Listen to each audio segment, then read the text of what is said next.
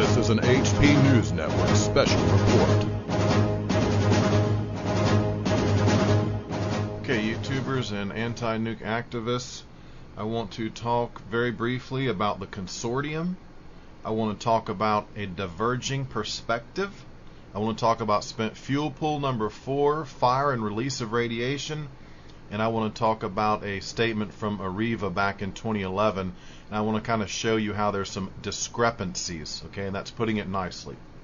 Okay, if we look at this first screen capture I have from the NRC Freedom of Information Act documents, free and available to the public online.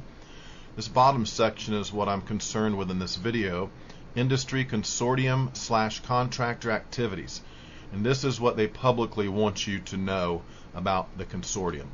The industry consortium is composed of government and industry representatives working to respond to Government of Japan, GOJ, requests for material and assistance. Consortium calls are typically held daily on technical issues at 11, so on and so forth. Important thing to note here is they claim publicly it's composed of government and industry representatives working to respond as if they're working together as one unit and they're all kind of equal. Okay, let's look at the next screen capture from the FOIA documents. This is Steve Lyons speaking. He says, I think it would be useful for the industry group to define the kinds of capabilities that you would like in any sort of a federal liaison or federal role. That would help us identify the best agency and the best individuals to provide that support. Now, what we kind of take out of this bit from the FOIA documents is that the industry group is kind of leading the response to Fukushima. The consortium, the industry, okay, these corporations, they're going to be defining the government role, the federal role. And to me, this one was a blockbuster find when I read it and kind of took into account what it means. And that kind of means we're under this fascist kind of control right now where the corporations are much more powerful than anything else. They're transnational corporations, and indeed they do define the role of governments around the world. So this is Steve Lyons kind of saying as much here. At least that's what I get out of it. You may interpret it your own way. Next screen capture says DOE has agreed the U.S. should reach out to Japan as one voice only. To facilitate this, DOE were provided a summary of the 1000 Industry Consortium call. And then it goes on to say, this will help facilitate the one voice. Okay, what you want to take out of that is this one voice. What they want is a united front as far as this cover-up, this deception. They want to make sure everybody's on the same page. You don't want 5 robbers apprehended in a bank robbery and each guy given a different story. That's not a good thing. So they're trying to get organized and get their story straight. Next screen capture kind of solidifies that. And all this is in my book, Something Wicked This Way Comes, and it's free and available as well on my website and on the WordPress blog. In this screen capture it says, supported chairman's attendance at the principals meeting. Some external concern, parentheses DOD, NRC, close parentheses, that a diverging perspective may have inadvertently been developed through various communications.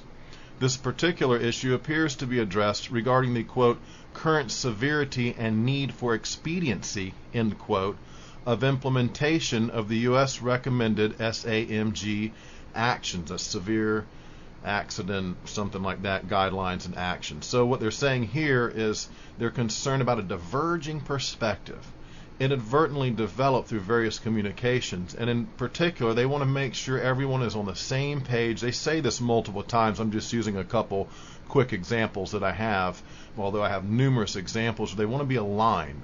They want to be on the same page, a united voice, and avoid a diverging perspective. And this is all going to make sense to you why I'm talking about this in just a second. We get to Areva and the statement Areva made back in April of 2011. Next screen capture.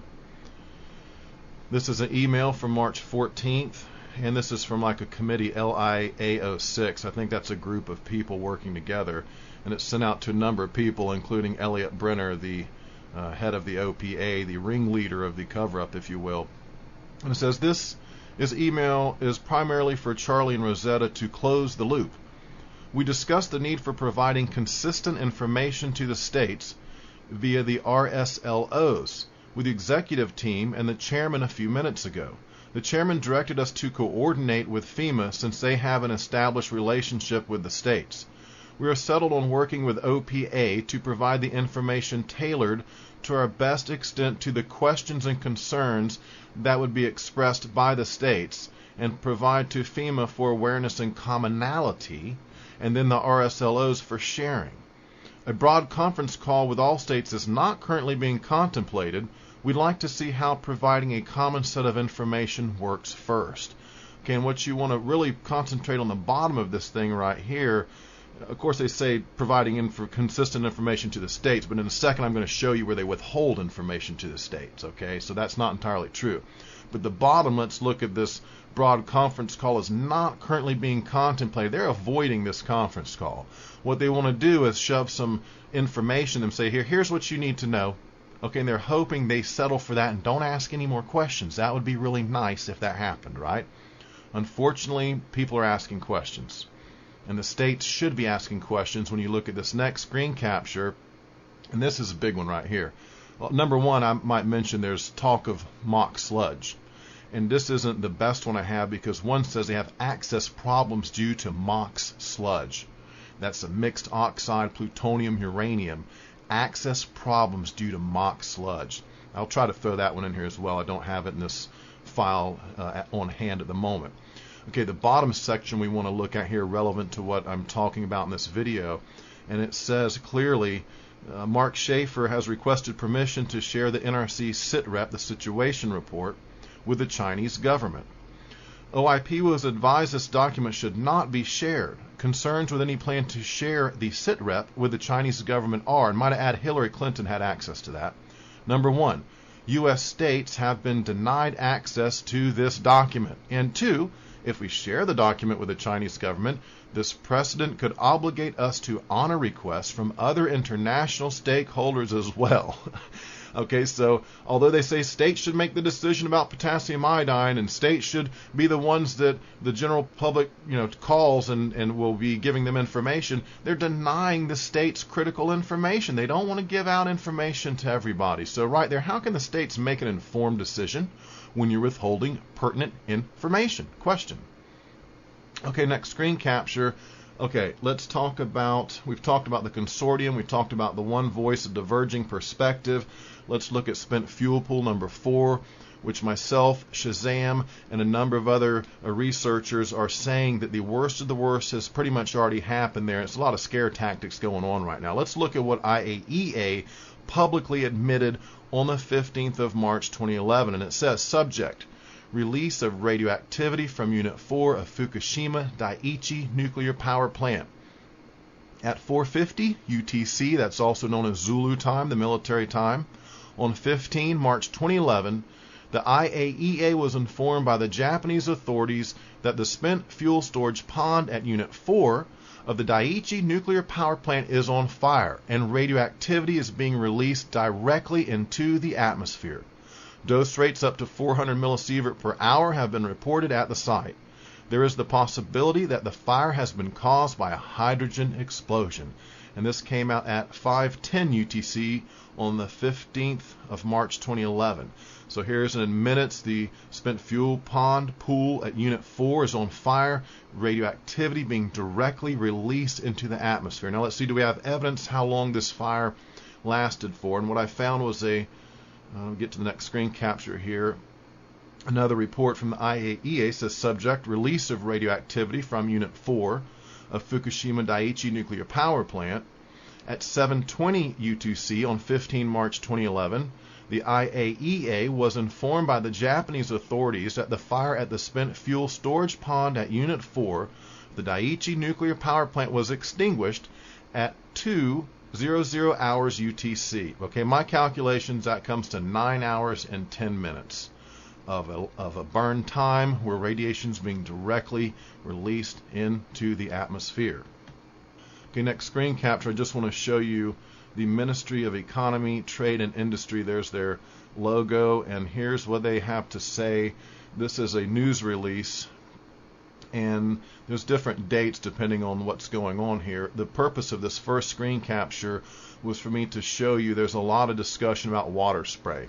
Water cannon spraying, water drop spraying the spent fuel pool, and it looks real nice, and it probably looks good on TV when the cannons are shooting water all over the spent fuel pool or Unit 3 or whatever it is. But the fact of the matter is, throughout the NRC FOIA documents, there's a lot of discussion that these are pretty much ineffective or marginally effective at best. Now let's look what Mr. Chuck Casto had to say about this. He says, let me add one more thing. From the cabinet meeting tonight, they reported on spent fuel pool number 4. Today they continue to pour water on it from above, and they've observed no substantial change to external dose.